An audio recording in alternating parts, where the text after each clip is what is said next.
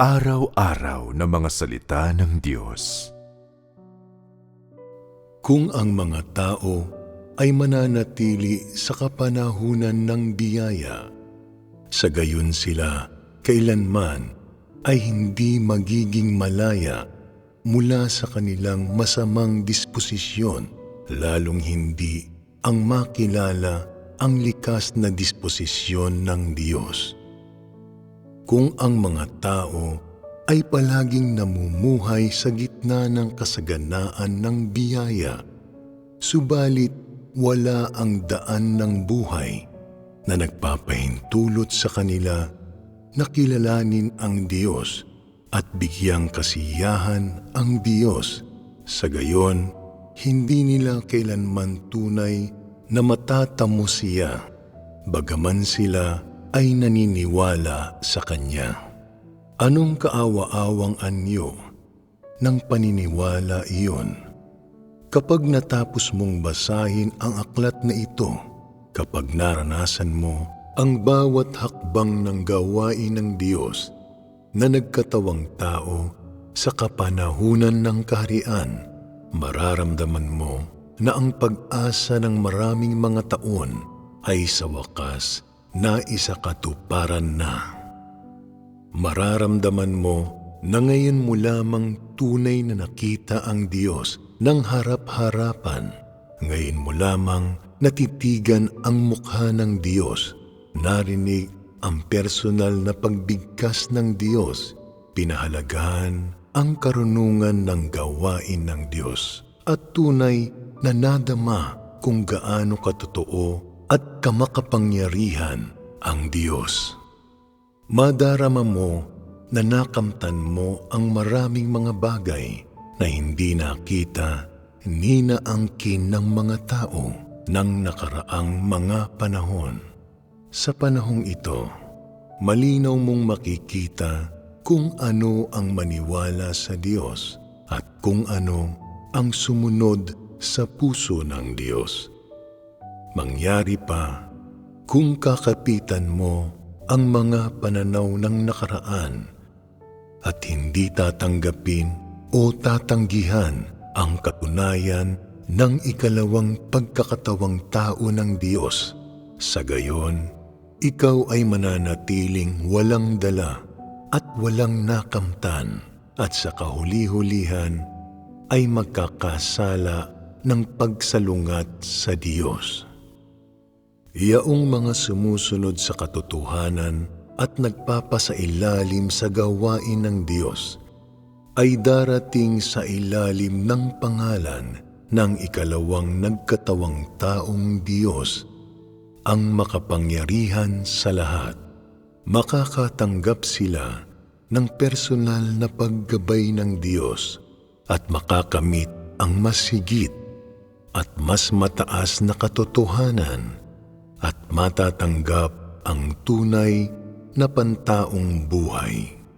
Makikita nila ang pangitain na hindi kailanman nakita ng mga tao ng nakaraan, at ako'y lumingon upang makita ang tinig na nagsasalita sa akin.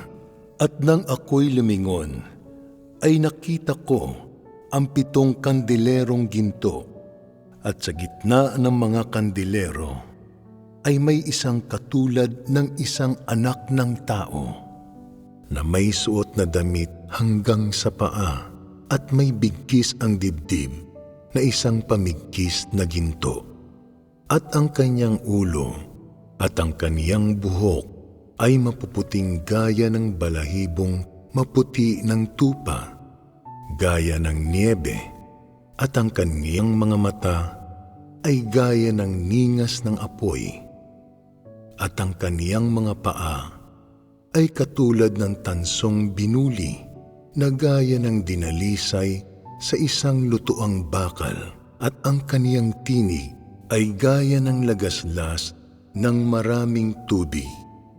At sa kaniyang kanang kamay ay may 7 bituin, at sa kaniyang bibig ay lumabas ang isang matalas na tabak na may 2 talim, at ang kaniyang mukha ay gaya ng araw na sumisikat ng matindi.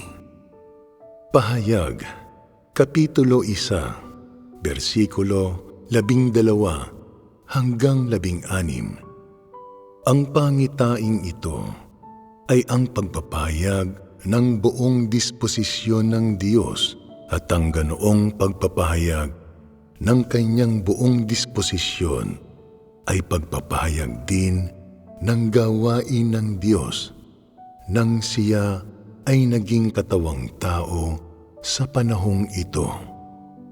Sa mga dagsa ng mga pagpaparusa at mga paghuhukom, ang anak ng tao ay nagpapahayag ng kanyang likas na disposisyon sa pamamagitan ng pagbigkas ng mga salita, nagpapahintulot sa lahat na tumatanggap ng kanyang pagkastigo at paghatol na makita ang tunay na mukha ng anak ng tao, isang mukha na matapat na paglalarawan ng mukha ng anak ng tao na nakita ni Juan.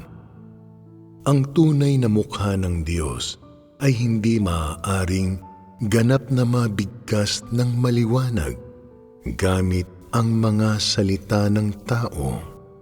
At sa gayon, ginagamit ng Diyos ang pagpapahayag ng kanyang likas na disposisyon upang ipakita ang tunay niyang mukha sa tao.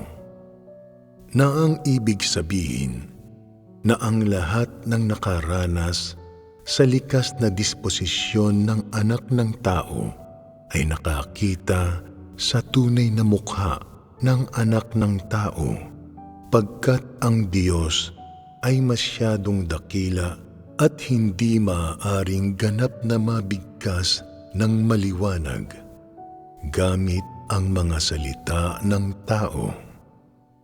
Sa sandaling naranasan ng tao ang bawat hakbang sa gawain ng Diyos sa kapanahunan ng kaharian, sa gayon malalaman niya ang tunay na kahulugan ng mga salita ni Juan nang nangusap siya tungkol sa anak ng tao sa gitna ng mga kandilero.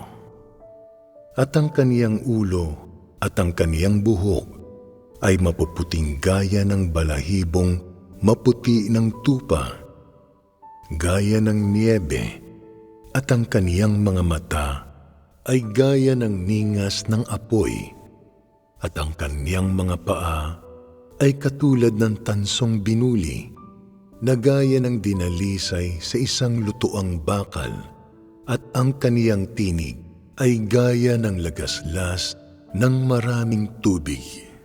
At sa kaniyang kanang kamay ay may 7 bituin, at sa kaniyang bibig ay lumabas ang isang matalas na tabak na may 2 talim, at ang kaniyang mukha ay gaya ng araw na sumisikat ng matindi. Sa panahong iyon, malalaman mo nang walang halong pag-aalinlangan na itong karaniwang laman na nakabigkas ng napakaraming mga salita ay tunay na ang ikalawang nagkatawang taong Diyos. At tunay mong madarama kung gaano ka pinagpala at mararamdaman na ang sarili mo ang pinakamapalad. Hindi ka ba magiging handa na tanggapin ang biyayang ito?